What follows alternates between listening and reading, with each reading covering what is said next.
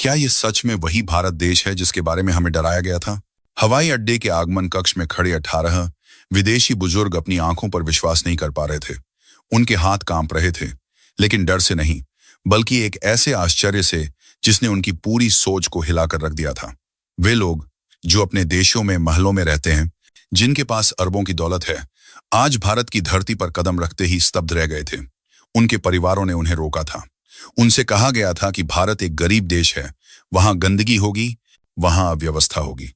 लेकिन यहां दिल्ली के इस भव्य हवाई अड्डे पर खड़े होकर उन्होंने जो देखा, उसने न केवल उनकी आंखों को बल्कि उनकी आत्मा को भी झकझोर दिया था। यह कहानी उन 18 बुजुर्गों की है जो भारत को एक पिछड़ी हुई जगह समझकर आए थे, लेकिन पहले 5 मिनट में ही भारत ने उन्हें अपना दीवाना बना लिया। यह कहानी है हमारे महान भारत की, हमारी संस्कृति की और उस बदलाव की जिसे आज पूरी दुनिया सलाम कर रही है। आइए जानते हैं कि आखिर उस दिन हवाई अड्डे पर ऐसा क्या हुआ जिसने इन विदेशी मेहमानों को रोने पर मजबूर कर दिया, और क्यों भारत की मिट्टी को छूते ही उन्होंने अपने देश में फोन करके कहा, हमसे झूठ बोला गया था, भारत तो स्वर्ग है। दोस्तों, यह घटना अभी कुछ दिन पहले की है। यूरोप के एक बेहद अमीर देश से 18 बुजुर्गों का एक समूह भारत की यात्रा पर आया। उनकी औसत उम्र 75 वर्ष थी। आप सोच सकते हैं कि इस उम्र में लोग आराम पसंद करते हैं, जोखिम नहीं लेना चाहते। जब उन्होंने भारत आने का फैसला किया तो उनके बच्चों ने, उनके नाती पोतों ने उन्हें बहुत समझाया। दादाजी, आप वहां क्यों जा रहे हैं? वहां बहुत गर्मी होगी, भीड़ होगी, आप बीमार पड़ जाएंगे, वहां की व्यवस्थाएं अच्छी नहीं हैं। पश्चिमी मीडिया ने उनके दिमाग में भारत की एक ऐसी तस्वीर बना दी थी जो धूल और धुएं से भरी थी। लेकिन इन बुजुर्गों के मन में एक जिद थी। उन्होंने सुना था कि भारत बदल रहा है और वे अपनी आंखों से उस बदलाव को देखना चाहते थे। विमान ने जब नई दिल्ली के इंदिरा गांधी अंतर्राष्ट्रीय हवाई अड्डे पर लैंड किया तो रात के 2 बज रहे थे। 18 बुजुर्ग थके हुए और थोड़े डरे हुए विमान से बाहर निकले। उनके मन में वही पुरानी बातें चल रही थीं। शायद अब हमें गंदगी मिलेगी, शायद अब हमें धक्का मुक्की का सामना करना पड़ेगा। जॉन, जो इस ग्रुप के सबसे बुजुर्ग सदस्य थे और जिनकी उम्र 80 साल थी, उन्होंने अपनी पत्नी का हाथ कसकर पकड़ रखा था। वे सोच रहे थे कि हवाई अड्डे से बाहर निकलने में ही घंटों लग जाएंगे। लेकिन जैसे ही उन्होंने एरोब्रिज पार करके टर्मिनल के अंदर कदम रखा, उनका मुंह खुला का खुला रह गया। सामने एक विशाल चमचमाता हुआ गलियारा था। फर्श इतना साफ था कि उसमें उनका चेहरा दिखाई दे रहा था। दीवारों पर भारत की संस्कृति को दर्शाती हुई खूबसूरत कलाकृतियां लगी थीं, और सबसे बड़ी बात, वहां एक अजीब सी शांति और शीतलता थी। जॉन रुक गए। उन्होंने अपना चश्मा उतारा, उसे साफ किया और दोबारा पहना। क्या हम सही जगह आए हैं? उन्होंने अपने गाइड से पूछा। क्या यह सच में भारत है? गाइड, जो एक भारतीय युवक था, मुस्कुराया और बोला, जी हां, भारत में आपका स्वागत है। वे धीरे धीरे आगे बढ़े। उन्होंने देखा कि दीवारों पर लगी हुई तांबे की बड़ी बड़ी हथेलियां, जो अलग अलग मुद्राओं में थीं, उनका स्वागत कर रही थीं। यह न केवल सजावट थी, बल्कि हमारी हजारों साल पुरानी संस्कृति का एक नमूना था जो आधुनिकता के साथ मिलकर खड़ा था। यूरोप के कई हवाई अड्डों पर रात के समय सन्नाटा होता है, कर्मचारी उनींदे होते हैं, लेकिन यहां तो जैसे ऊर्जा बह रही थी। हर कर्मचारी के चेहरे पर एक मुस्कान थी। सफाई कर्मचारी अपनी मशीनों के साथ फर्श को ऐसे चमका रहे थे जैसे वे अपने घर की सफाई कर रहे हों। लेकिन असली झटका उन्हें तब लगा जब वे इमिग्रेशन काउंटर, यानी जहां पासपोर्ट की जांच होती है, वहां पहुंचे। उन्होंने सोचा था कि यहां लंबी लाइनें होंगी, कोई उनसे रूखेपन से बात करेगा, लेकिन जो नजारा उन्होंने देखा उसने उनके दिलों को पिघला दिया। वहां एक युवा अधिकारी बैठा था। उसके सामने एक भारतीय बुजुर्ग महिला जो शायद गांव से थी और पहली बार विदेश यात्रा से लौटी थी। वह कुछ समझ नहीं पा रही थी, वह घबरा रही थी। जॉन और उनके साथी देख रहे थे। उन्हें लगा कि अब अधिकारी उस पर चिल्लाएगा, लेकिन नहीं। वह अधिकारी अपनी सीट से खड़ा हुआ। वह उस बुजुर्ग महिला के पास आया। उसने हाथ जोड़कर उन्हें नमस्ते किया और बड़े ही प्यार से, जैसे कोई बेटा अपनी मां को समझाता है, उसने उस महिला की मदद की। उसने न केवल उसके कागज सही किए, बल्कि एक अन्य कर्मचारी को बुलाकर कहा, माताजी को सामान लेने वाली जगह तक छोड़कर आओ। यह देखकर जॉन की पत्नी की आंखों में आंसू आ गए। उन्होंने जॉन से कहा, देखो जॉन, हमारे देश में तो लोग बूढ़ों को बोझ समझते हैं। हम नर्सिंग होम में पड़े रहते हैं, कोई हमसे बात करने वाला नहीं होता। और यहाँ एक सरकारी अधिकारी एक अनजान बूढ़ी औरत का इतना सम्मान कर रहा है। यह कौन सा देश है? यह कौन सी मिट्टी है? यह भारत है। यह वो देश है जहां बड़ों के पैर छूना गुलामी नहीं बल्कि संस्कार माना जाता है, जहां अतिथि देवो भव केवल एक नारा नहीं बल्कि जीने का तरीका है। वे आगे बढ़े। उनका पासपोर्ट चेक हुआ। अधिकारी ने मुस्कुराते हुए उनसे हिंदी में कहा नमस्ते और फिर उनकी भाषा में स्वागत किया। इतनी जल्दी और इतनी आसानी से सब कुछ हो गया कि उन्हें विश्वास ही नहीं हुआ। न कोई कागज की परेशानी, न कोई सवाल जवाब का डर। सब कुछ डिजिटल, सब कुछ व्यवस्थित। जब वे अपना सामान लेने के लिए बेल्ट के पास पहुंचे तो वहां भी एक और आश्चर्य उनका इंतजार कर रहा था। उनका सामान पहले से ही बेल्ट पर आ चुका था और वहां खड़े सहायकों ने उन्हें उतारकर लाइन से लगा दिया था ताकि इन बुजुर्गों को भारी बैग न उठाने पड़े। यूरोप के बड़े बड़े शहरों में उन्हें अपना सामान खुद खींचना पड़ता था, लेकिन यहाँ अनजान लोग उनकी मदद के लिए तैयार थे, वह भी बिना किसी स्वार्थ के। हवाई अड्डे से बाहर निकलते समय उन्हें लगा कि अब तो शोर शराबा होगा, टैक्सी वाले उन्हें घेर लेंगे, लेकिन बाहर निकलते ही एक ठंडी हवा के झोंके ने उनका स्वागत किया। बाहर भी सब कुछ कतार में था। गाड़ियां अपनी बारी का इंतजार कर रही थीं। चारों तरफ हरियाली थी, फव्वारे चल रहे थे और उनमें रोशनी जगमगा रही थी। जॉन ने अपनी जेब से फोन निकाला। उनके हाथ कांप रहे थे। उन्होंने अपने बेटे को वीडियो कॉल किया।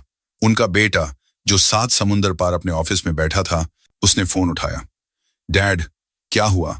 क्या आप ठीक हैं? क्या वहां बहुत परेशानी है? मैंने कहा था ना भारत मत जाओ। जॉन ने कैमरा घुमाया और हवाई अड्डे का नजारा दिखाया। फिर उन्होंने भारी आवाज में कहा, बेटा, तुमने गलत कहा था। हम सब ने गलत सुना था। यह वो भारत नहीं है जो टीवी पर दिखाया जाता है। यह एक नया भारत है। यहाँ की सड़कें हमारे शहर से ज्यादा साफ हैं। यहाँ की व्यवस्था हमारे देश से ज्यादा तेज है। लेकिन सबसे बड़ी बात, यहाँ के लोगों की आंखों में जो चमक और जो अपनापन है, वह मैंने पूरी दुनिया में कहीं नहीं देखा। बाकी बुजुर्ग भी अपने अपने परिवारों को फोन करने लगे। 5 मिनट, केवल 5 मिनट लगे थे भारत की धरती पर और उनकी पूरी धारणा बदल चुकी थी। वे जिस डर के साथ आए थे वह अब गर्व और आश्चर्य में बदल चुका था। उन्हें अभी यह नहीं पता था कि यह तो बस शुरुआत है। अभी उन्हें भारत की सड़कों पर, भारत के गांवों में और भारत के हर एक इंसान के दिल में छिपे उस खजाने को देखना बाकी था जो दौलत से नहीं खरीदा जा सकता। गाड़ी में बैठते समय उनकी गाइड ने उनसे पूछा, क्या आप थके हुए हैं? क्या सीधे होटल चलेंगे? इस पर ग्रुप की एक महिला, मारिया, बोलीं, नहीं, हम सोना नहीं चाहते। हमारी नींद उड़ चुकी है। हम इस देश को देखना चाहते हैं। हम देखना चाहते हैं कि और क्या क्या है जो दुनिया से छुपाया गया है। हमें भारत दिखाओ। गाड़ी हवाई अड्डे से बाहर निकली और दिल्ली की चौड़ी सड़कों पर दौड़ने लगी। रात के 3 बज रहे थे, लेकिन सड़क किनारे जलती हुई स्ट्रीट लाइट्स ने रात को दिन बना दिया था। उन्होंने देखा कि कुछ जगह निर्माण कार्य चल रहा है। बड़ी बड़ी मशीनें लगी हैं। मेट्रो के पुल बन रहे हैं।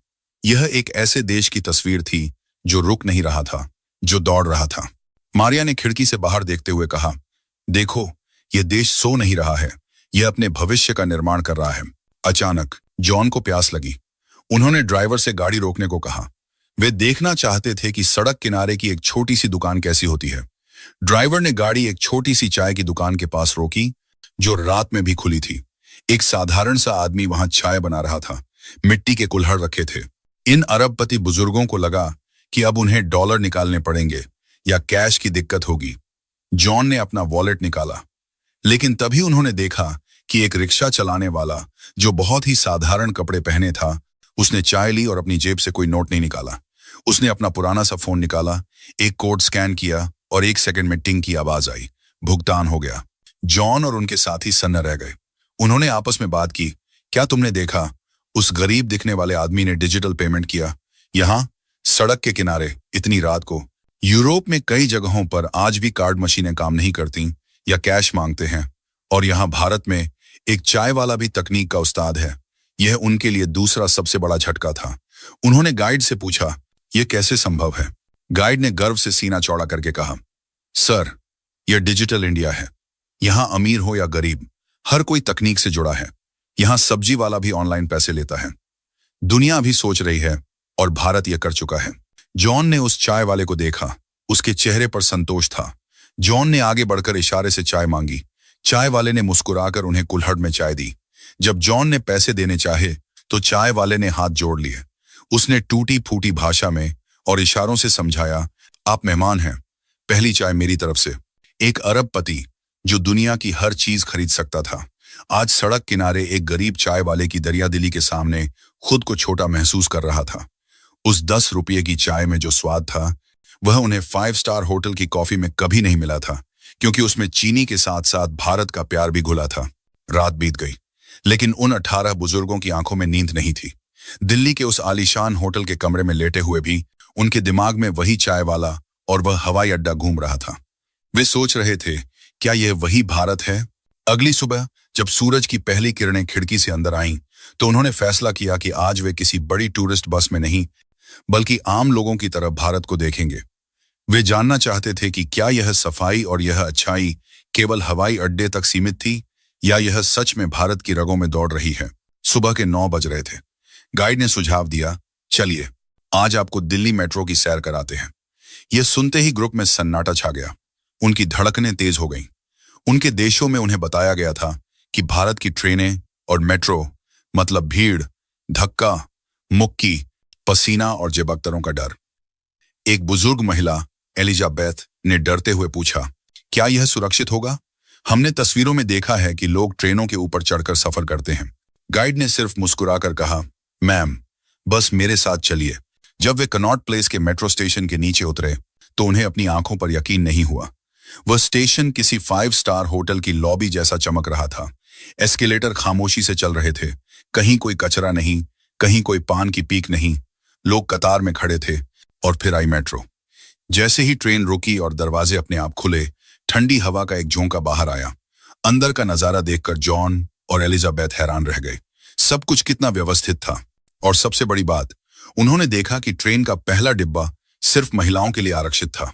एलिजाबेथ ने कहा, ओह माय गॉड, हमारे देश में भी महिलाओं को इतना सम्मान और सुरक्षा नहीं मिलती। यहाँ तो पूरी बोगी ही उनके लिए है। मेट्रो के अंदर एक नौजवान लड़का बैठा था। उसने जैसे ही जॉन को देखा, वह तुरंत खड़ा हो गया। उसने मुस्कुराते हुए जॉन को अपनी सीट दी और खुद खड़ा हो गया। जॉन ने उसे मना किया, लेकिन उस लड़के ने टूटी फूटी अंग्रेजी में कहा, नहीं सर, आप बैठिए, यह हमारा संस्कार है। जॉन की आंखों में फिर से नमी आ गई। उन्होंने अपने साथी से कहा, यूरोप की ट्रेनों में कोई किसी की तरफ देखता भी नहीं, और यहाँ यह अनजान लड़का मेरे लिए खड़ा हो गया। यह संस्कार उन्हें कौन सिखाता है? मेट्रो का सफर खत्म हुआ और वे पुरानी दिल्ली के बाजार में पहुंचे। अब असली परीक्षा थी। चांदनी चौक की तंग गलियां, रिक्शों की आवाजें, लोगों का शोर, यह वह अराजकता थी जिससे उन्हें डराया गया था। लेकिन इस शोर में भी उन्हें एक अजीब सा संगीत सुनाई दिया। यह शोर लड़ाई का नहीं, बल्कि जीवन का था। बाजार में घूमते हुए उन्हें प्यास लगी। वे एक फलों की दुकान पर रुके। एक बूढ़ा आदमी जिसके कपड़े साधारण थे, वह फल बेच रहा था। जॉन ने कुछ ताजे फल खरीदे। अब बारी थी पैसे देने की। जॉन ने अपनी जेब टटोली। अचानक उनके चेहरे का रंग उड़ गया। उनका पसीना छूटने लगा। उन्होंने अपनी दूसरी जेब देखी, कोट की जेब देखी। मेरा वॉलेट, जॉन चिल्लाए, मेरा बटुआ नहीं मिल रहा। उसमें मेरे क्रेडिट कार्ड, मेरे पैसे, मेरा पासपोर्ट, सब कुछ था। सन्नाटा छा गया। उनके साथियों ने कहा, देखा, हमने कहा था ना, भारत में जेबकतरे बहुत हैं। भीड़ में किसी ने मार लिया होगा। अब हम क्या करेंगे? पूरा ग्रुप घबरा गया। जॉन हताश होकर सड़क के किनारे बैठ गए। उन्हें लगा कि उनका सफर अब खत्म हो गया। पुलिस के चक्कर, दूतावास के चक्कर, उनका भारत का सपना टूटता हुआ दिखाई दे रहा था। गाइड उन्हें शांत करने की कोशिश कर रहा था, लेकिन उनका डर हावी हो चुका था। हमें वापस जाना चाहिए, एक साथी ने कहा। यह जगह सुरक्षित नहीं है। तभी भीड़ को चीरते हुए एक ई रिक्शा वाला वहां आया। वह पसीने से लथपथ था, सांस फूल रही थी। उसने इधर उधर देखा और फिर जॉन की तरफ दौड़ा। उसके हाथ में एक भूरे रंग का लेदर का वॉलेट था। बाबूजी, वह रिक्शा वाला चिल्लाया। बाबूजी, यह आपका है। जॉन ने ऊपर देखा। वह सन्न रह गए। यह वही वॉलेट था जो शायद मेट्रो स्टेशन के बाहर रिक्शे से उतरते वक्त गिर गया था। वह रिक्शा वाला, जो शायद दिन भर में उतना नहीं कमाता होगा जितना उस वॉलेट के एक कोने में रखा था, वह उसे लौटाने के लिए उनके पीछे पीछे आया था। जॉन ने कांपते हाथों से वॉलेट लिया। उन्होंने उसे खोला। सारे पैसे, सारे कार्ड, सब कुछ वैसे का वैसा था। एक भी नोट गायब नहीं था। जॉन ने तुरंत अपने वॉलेट से एक $100, जो भारतीय रुपयों में एक बड़ी रकम थी, निकाले और उस रिक्शा वाले को देने की कोशिश की। यह तुम्हारे लिए, यह इनाम है, जॉन ने कहा। उस रिक्शा वाले ने जो किया, वह वहां खड़े हर विदेशी के दिल पर हमेशा के लिए छप गया। उसने हाथ जोड़ लिए और पैसे लेने से मना कर दिया। उसने हिंदी में कहा, नहीं साहब, हराम का पैसा नहीं चाहिए। आप हमारे मेहमान हैं। अगर आपका सामान खो जाता तो हमारे देश की बदनामी होती। मेरी मेहनत की कमाई ही मेरे लिए काफी है। गाइड ने जब यह बात जॉन को समझाई तो जॉन उस रिक्शा वाले के गले लगकर रो पड़े। एक अरबपति विदेशी और एक गरीब भारतीय रिक्शा वाला, दोनों के बीच इंसानियत का रिश्ता बन गया था। जॉन ने कहा, हम अमीरी का दिखावा करते हैं, लेकिन असली अमीर तो भारत के ये लोग हैं। इनका दिल सोने का है। यह खबर पूरे ग्रुप में आग की तरह फैल गई। उनका डर, उनका शक, सब गायब हो गया। अब वे बाजार में और उत्साह से घूमने लगे। दोपहर हो चुकी थी, भूख लग रही थी। गाइड उन्हें एक मशहूर गोलगप्पे वाले के पास ले गया। एलिजाबेथ डर रही थी। क्या यह खाना सुरक्षित है? क्या यह साफ है? लेकिन जब उन्होंने देखा कि गोलगप्पे वाला दस्ताने, ग्लव्स पहनकर मिनरल वाटर का इस्तेमाल कर रहा है, तो उनकी हिचकिचाहट कम हुई। उन्होंने एक गोलगप्पा खाया। तीखा, मीठा पानी मुंह में घुलते ही उनके चेहरे पर एक बड़ी मुस्कान आ गई। वाह, यह तो अद्भुत है। खाने के बाद जब पैसे देने की बारी आई तो ग्रुप के एक सदस्य ने देखा कि ठेले पर एक छोटा सा QR कोड लगा है। यह क्या है? उन्होंने पूछा। गाइड ने अपना फोन निकाला, कोड स्कैन किया और 1 सेकंड में भुगतान कर दिया। रुको, एक बुजुर्ग ने हैरानी से कहा, क्या तुम कह रहे हो कि सड़क पर खड़ा यह छोटा सा ठेले वाला भी डिजिटल पेमेंट लेता है? हाँ सर, गाइड ने गर्व से कहा। आज भारत के गांव-गांव में छोटे से छोटे दुकानदार के पास आपको यह मिलेगा। आपके अमेरिका और यूरोप में लोग कार्ड मशीन ढूंढते हैं, हमारे यहाँ सब्जी वाला भी फोन से पैसे लेता है। हमने नकदी की समस्या को तकनीक से हल कर दिया है। यह उनके लिए किसी जादू से कम नहीं था। वे देख रहे थे कि कैसे एक देश जिसे पिछड़ा कहा जाता था, तकनीक के मामले में उनके देशों से भी आगे निकल चुका था। इंटरनेट इतना सस्ता, इतना तेज और हर किसी की पहुंच में, यह भारत की असली डिजिटल क्रांति थी। शाम होते होते वे इंडिया गेट पहुंचे। वहां का नजारा देखकर उनकी थकान मिट गई। हजारों लोग वहां घूम रहे थे, परिवार, बच्चे, बुजुर्ग। मारिया ने देखा कि कई महिलाएं अकेली बेखौफ होकर घूम रही थीं। रात के 8 बज चुके थे, लेकिन डर का नामो निशान नहीं था। उसने गाइड से पूछा, क्या यहाँ रात में महिलाएं सुरक्षित हैं? हमें बताया गया था कि।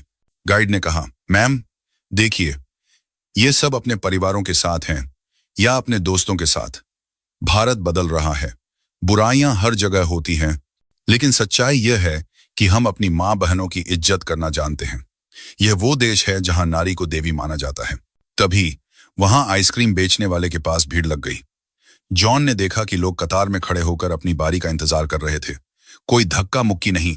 एक छोटी बच्ची ने आइसक्रीम का रैपर नीचे गिरा दिया। तुरंत उसकी मां ने उसे टोका। उसने रैपर उठाया और डस्टबिन में डाला। स्वच्छ भारत, जॉन ने धीरे से कहा, यह सिर्फ सरकार का अभियान नहीं है, यह इन लोगों की आदत बन रही है। वापस बस की तरफ जाते समय एलिजाबेथ ने कुछ ऐसा देखा जिसने उसे भावुक कर दिया। एक पेड़ के नीचे कुछ गरीब बच्चे बैठे थे और एक युवा लड़का, जो शायद कॉलेज का छात्र था, उन्हें पढ़ा रहा था। वह अपने खाली समय में उन बच्चों को मुफ्त में शिक्षा दे रहा था। एलिजाबेथ वहां रुकी। उन्होंने उस लड़के से पूछा, तुम यह क्यों कर रहे हो? लड़के ने मुस्कुराते हुए कहा, क्योंकि मेरा देश तभी आगे बढ़ेगा जब ये बच्चे आगे बढ़ेंगे। मैं सेना में नहीं जा सकता, तो मैं यहाँ देश की सेवा कर रहा हूँ। बस में बैठते वक्त उन 18 बुजुर्गों में एक अजीब सा परिवर्तन आ चुका था। सुबह वे जो डर लेकर निकले थे, अब वह सम्मान में बदल चुका था। जॉन ने माइक हाथ में लिया और बस में कहा, दोस्तों, आज हमने क्या देखा? हमने मेट्रो देखी, जो हमारे देश से बेहतर है। हमने तकनीक देखी, जो हमसे तेज है। हमने ईमानदारी देखी, जो अनमोल है। और हमने एक ऐसी पीढ़ी देखी जो अपने देश को बनाने के लिए जी जान लगा रही है। हाँ, सबने एक स्वर में कहा। अभी तो दूसरा दिन है, जॉन मुस्कुराए। मुझे लगता है कि जब तक हम वापस जाएंगे, हम अपना दिल यहीं छोड़ जाएंगे। लेकिन कहानी अभी खत्म नहीं हुई थी। अभी उन्हें भारत की सबसे बड़ी ताकत का अनुभव करना बाकी था, भारत का परिवार और भारत का आतिथ्य। अगले दिन जो होने वाला था, वह उन्हें यह सिखाने वाला था कि असली खुशियां महलों में नहीं, बल्कि अपनों के बीच मिलती हैं। 2 दिन बीत चुके थे। इन 18 मेहमानों ने भारत की सड़कें देखी थीं, भारत की तरक्की देखी थी। लेकिन गाइड, जिसका नाम राहुल था, वह जानता था कि असली भारत सड़कों पर नहीं, बल्कि घरों के अंदर बसता है। तीसरे दिन की दोपहर, राहुल ने बस में माइक थामा और कहा, आज हम किसी होटल में खाना नहीं खाएंगे। आज मैं आपको अपने घर ले जाऊंगा। मेरे माता पिता आपसे मिलना चाहते हैं। समूह में थोड़ी खामोशी छा गई। वे संकोच कर रहे थे। इतने सारे लोग, क्या आपके घर में जगह होगी? क्या हम आपके परिवार को परेशान नहीं करेंगे? एक बुजुर्ग ने पूछा। राहुल ने हंसते हुए कहा, सर, भारत में मेहमान परेशानी नहीं, भगवान होते हैं। चलिए, मेरी माँ सुबह से तैयारी कर रही हैं। बस एक साधारण मध्यवर्गीय कॉलोनी में रुकी। यह कोई पॉश इलाका नहीं था। गलियां थोड़ी संकरी थीं, बच्चे क्रिकेट खेल रहे थे, पड़ोसी एक दूसरे से बात कर रहे थे। जैसे ही वे बस से उतरे, ढोल की आवाज सुनाई दी। राहुल का पूरा परिवार और मोहल्ले के कुछ लोग फूल मालाएं लेकर खड़े थे। जॉन और उनके साथियों को लगा जैसे वे किसी शादी में आए हैं। एक साधारण गाइड के परिवार ने उनका स्वागत किसी राजा महाराजा की तरह किया।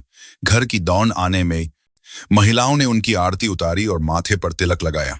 एलिजाबेथ ने अपने माथे पर लगे लाल कुमकुम को छू कर देखा। उसे एक अजीब सी ऊर्जा महसूस हुई। यह केवल रंग नहीं था, यह एक आशीर्वाद था। जब वे घर के अंदर दाखिल हुए तो उन्हें अपनी जिंदगी का सबसे बड़ा झटका लगा। उनके देशों में परिवार का मतलब होता है पति, पत्नी और शायद एक बच्चा, और 18 साल के बाद बच्चा भी अलग हो जाता है। लेकिन यहाँ एक ही छत के नीचे 4 पीढ़ियां साथ रह रही थीं। राहुल के दादा, दादी, माता पिता, चाचा, चाची और उनके बच्चे, कुल मिलाकर 15 लोग। और घर बहुत बड़ा नहीं था, लेकिन उसमें हंसी और खुशी की कोई कमी नहीं थी। जॉन ने राहुल के दादाजी को देखा, जो 90 साल के थे और खाट पर बैठे थे। उनके आसपास उनके परपोते खेल रहे थे। बच्चे उनकी गोद में कूद रहे थे, उनकी मूंछें खींच रहे थे और दादाजी हंस रहे थे। जॉन की आंखों से आंसू बहने लगे। वह वहीं दरवाजे पर रुक गए। राहुल ने पूछा, क्या हुआ जॉन सर? जॉन ने भर्राई हुई आवाज में कहा, मैं 80 साल का हूं। मेरे पास करोड़ों की दौलत है, बहुत बड़ा बंगला है, लेकिन मेरा घर खाली है।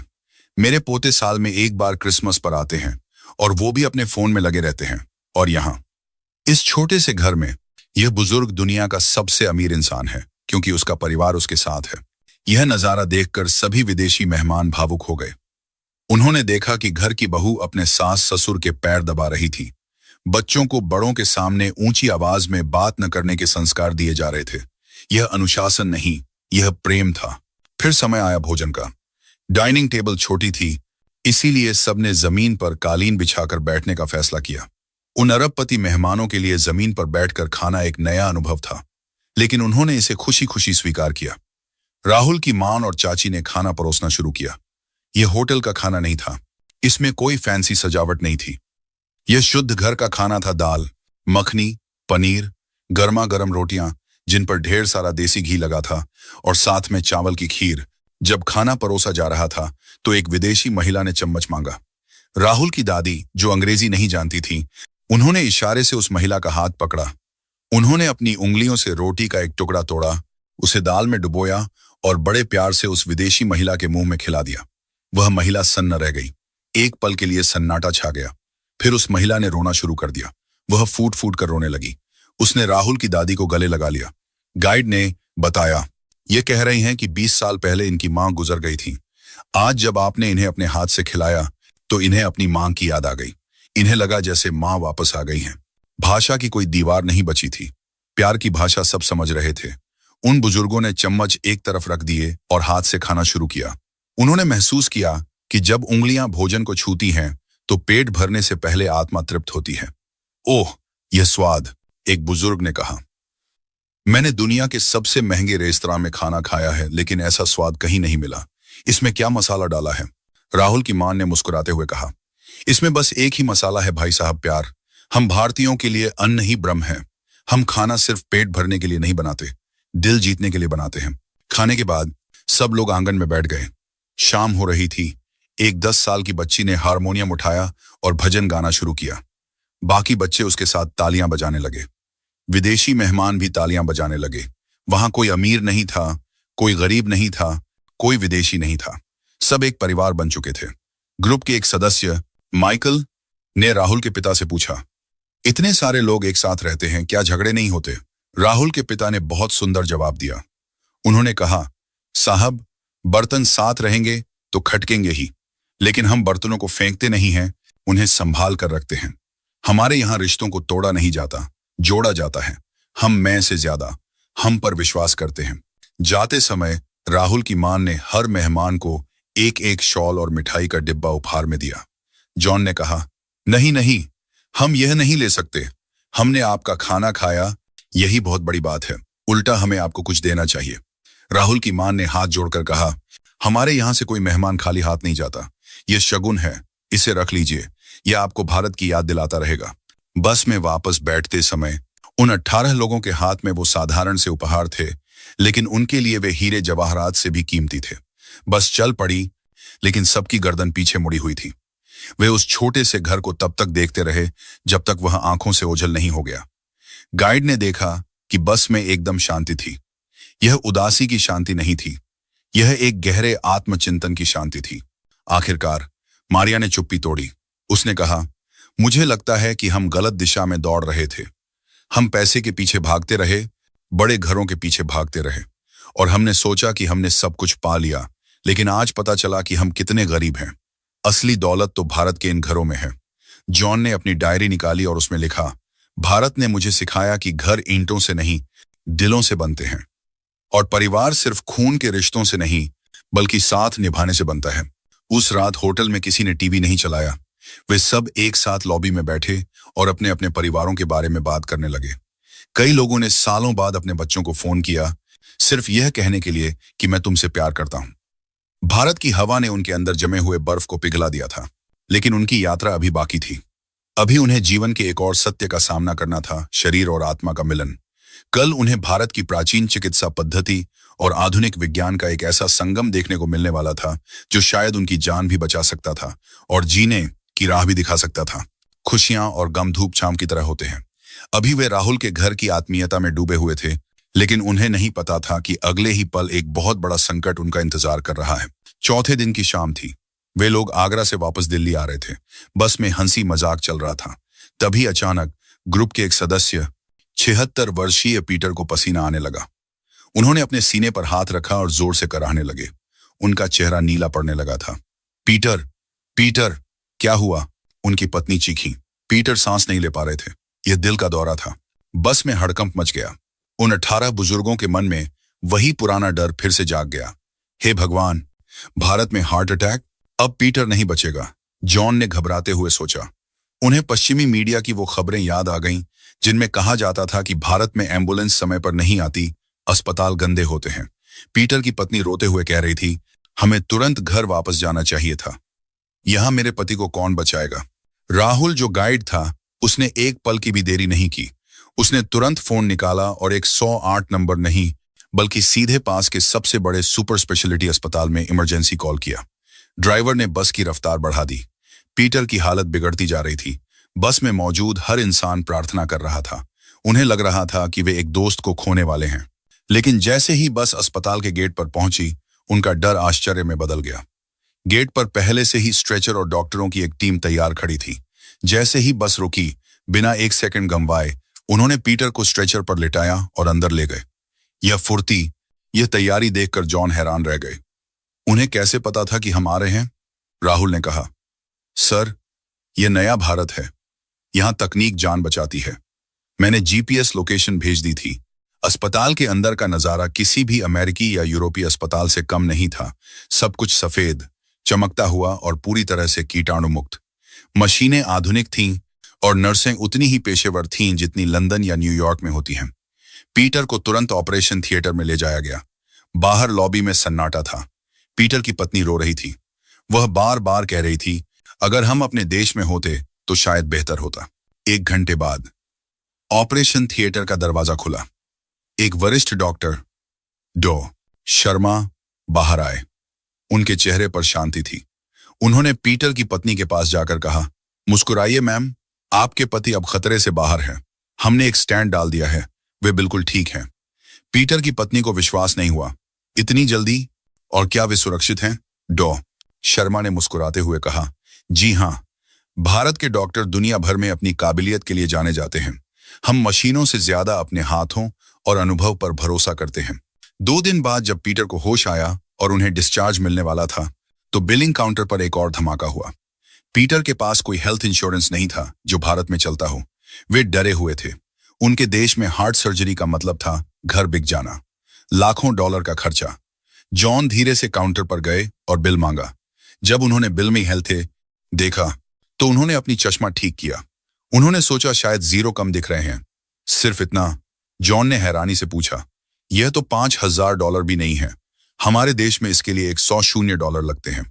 जॉन ने शर्मा से पूछा, डॉक्टर, इतनी कम कीमत में विश्व स्तरीय इलाज कैसे संभव है? शर्मा ने जो जवाब दिया, उसने वहां खड़े हर विदेशी का सिर झुका दिया। उन्होंने कहा, मिस्टर जॉन, पश्चिम में चिकित्सा एक व्यापार है, लेकिन भारत में यह सेवा है। हम बीमारी का इलाज करते हैं, बैंक बैलेंस का नहीं। हमारी दवाइयां सस्ती हैं, क्योंकि हम चाहते हैं कि गरीब से गरीब आदमी भी जिंदा रह सके। पीटर की जान बच गई थी, लेकिन इस घटना ने पूरे ग्रुप को अंदर से हिला दिया था। उन्हें एहसास हुआ कि जीवन कितना छोटा है। वे भारत घूमने आए थे, लेकिन अब वे जीवन को समझना चाहते थे। पीटर ने कमजोर आवाज में कहा, मेरे शरीर का इलाज तो हो गया, लेकिन मेरी आत्मा अभी भी बेचैन है। मैंने सुना है भारत में ऐसी जगहें हैं जहां मन को शांति मिलती है। राहुल ने सुझाव दिया, चलिए ऋषिकेश चलते हैं, गंगा के किनारे। वहां आपको वह मिलेगा जो दुनिया की किसी दौलत में नहीं है। अगले दिन वे लोग हिमालय की गोद में बसे ऋषिकेश पहुंचे। पहाड़ों की ताजी हवा, नीचे बहती हुई पवित्र गंगा नदी का कल कल करता शोर, वहां की हवा में ही कुछ जादू था। शाम के समय राहुल उन्हें परमार्थ निकेतन आश्रम ले गया। गंगा आरती का समय हो रहा था। हजारों लोग घाट पर बैठे थे, साधु, संत, गृहस्थ, बच्चे, विदेशी, सब एक साथ।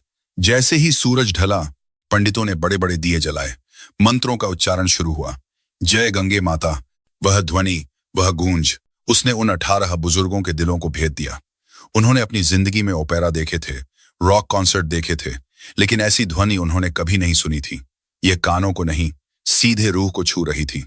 जॉन, जो खुद को बहुत सख्त इंसान मानते थे, उन्होंने अपनी आंखें बंद कर ली। उन्हें महसूस हुआ कि उनके अंदर का सारा तनाव, सारी चिंताएं धुएं की तरह उड़ रही हैं। आरती के बाद सबने अपने हाथों में छोटे छोटे दिए लिए, फूलों की कटोरी में जलते हुए दिए। उन्हें गंगा में बहाना था। राहुल ने समझाया, यह दिया सिर्फ रोशनी नहीं है, यह आपकी प्रार्थना है। इसे बहाते हुए अपने मन का बोझ, अपनी गलतियां, अपना अहंकार सब गंगा मैया को सौंप दीजिए। पीटर, जो अभी अभी मौत के मुंह से वापस आए थे, उन्होंने कांपते हाथों से अपना दिया पानी में छोड़ा। उन्होंने देखा कि वह नन्हा सा दिया लहरों पर तैरता हुआ आगे बढ़ रहा है, अंधेरे को काटता हुआ।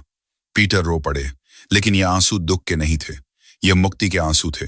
उन्होंने अपनी पत्नी का हाथ पकड़कर कहा, देखो, हम पूरी जिंदगी पैसे के पीछे भागते रहे, यह सोचकर कि उससे सुरक्षा मिलेगी, लेकिन आज मुझे समझ आया कि असली सुरक्षा और असली शांति यहां है, इस नदी के किनारे, जहां जीवन और मृत्यु दोनों को उत्सव की तरह मनाया जाता है।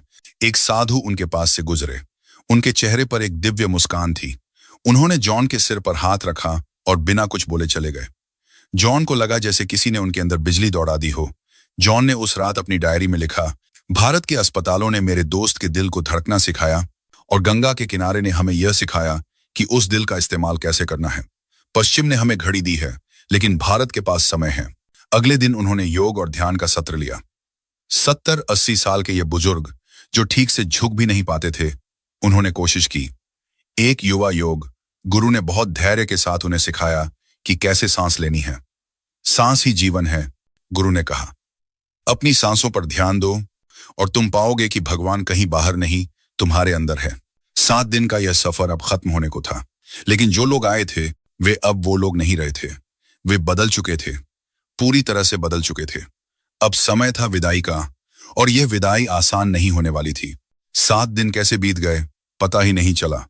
वह सुबह आ ही गई जिसका सबको डर था, विदाई की सुबह।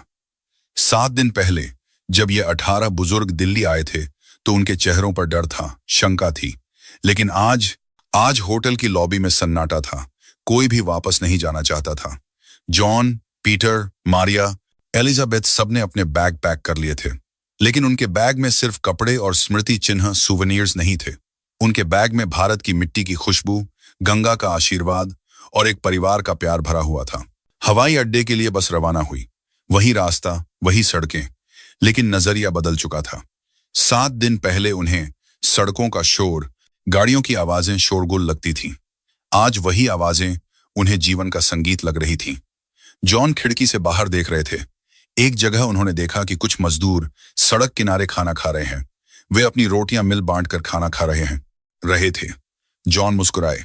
उन्होंने सोचा, दुनिया में अमीरी बैंक बैलेंस से नापी जाती है, लेकिन भारत में अमीरी इस बात से नापी जाती है कि आप अपनी रोटी कितने लोगों के साथ बांट सकते हैं।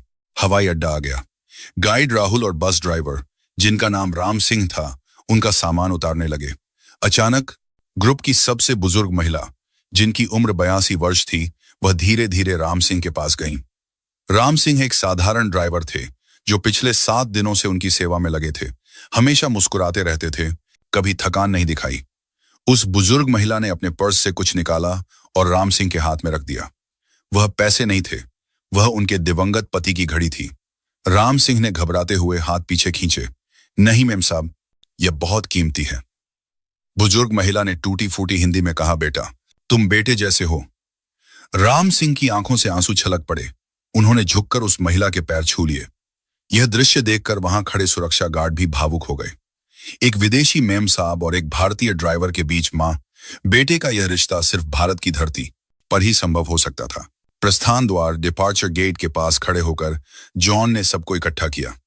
उन्होंने कहा, दोस्तों, जाने से पहले मैं कुछ कहना चाहता हूं। सबकी निगाहें जॉन पर थी। जॉन ने कहा, जब हम अपने देश से चले थे तो हमें बताया गया था कि हम एक तीसरी दुनिया, थर्ड वर्ल्ड के देश में जा रहे हैं। हमें बताया गया था कि वहां गरीबी है, लेकिन 7 दिनों में मैंने जो देखा उसने मेरी आंखें खोल दी। जॉन की आवाज भारी हो गई। उनके पास शायद हमारे जितनी ऊंची इमारतें न हों, लेकिन उनके पास ऊंचे चरित्र हैं। उनके पास शायद हमारे जितनी तेज भागने वाली जिंदगी न हो, लेकिन उनके पास ठहराव है। हमने चांद पर झंडा फहरा दिया है, लेकिन भारत ने हमारे दिलों पर झंडा फहराया है। असली पहली दुनिया, फर्स्ट वर्ल्ड तो यह है क्योंकि इन्होंने इंसानियत को जिंदा रखा है।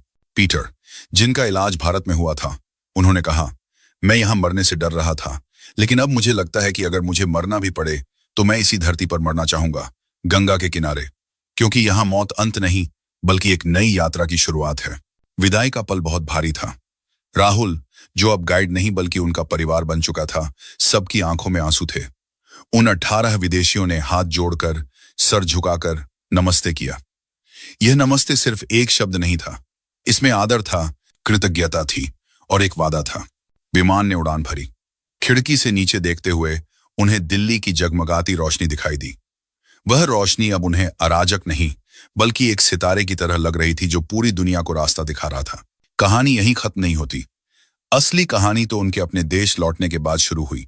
जब वे अपने अपने घर पहुंचे तो उनके परिवार वाले हैरान रह गए। वे बुजुर्ग जो हमेशा शिकायत करते रहते थे, जो हमेशा चिड़चिड़े रहते थे, अब वे शांत थे, वे खुश थे। जॉन ने अपने पोतों को बुलाया। उन्होंने उन्हें वीडियो गेम खेलते हुए देखा। जॉन ने गेम बंद किया और कहा, आओ, आज मैं तुम्हें एक जादुई देश की कहानी सुनाता हूं। उन्होंने बच्चों को भारत की कहानियां सुनाई। उन्होंने बताया कि कैसे वहां लोग बड़ों के पैर छूते हैं, कैसे वहां गाय को रोटी खिलाई जाती है, कैसे वहां पेड़ को भी भगवान माना जाता है। उनका असर यह हुआ कि जॉन का पोता, जो कभी भारत के बारे में जानना भी नहीं चाहता था, उसने अपने स्कूल प्रोजेक्ट का विषय चुना, अतुल्य भारत, इनक्रेडिबल इंडिया। पीटर, जिनका इलाज भारत में हुआ था, उन्होंने अपने शहर के अस्पताल में एक पत्र लिखा और बताया कि कैसे भारत की चिकित्सा प्रणाली पश्चिम से बेहतर और मानवीय है। उनकी कहानी अखबारों में छपी। लोगों को विश्वास नहीं हुआ, लेकिन सबूत उनके सामने था। मारिया ने अपने घर में एक नियम बना दिया।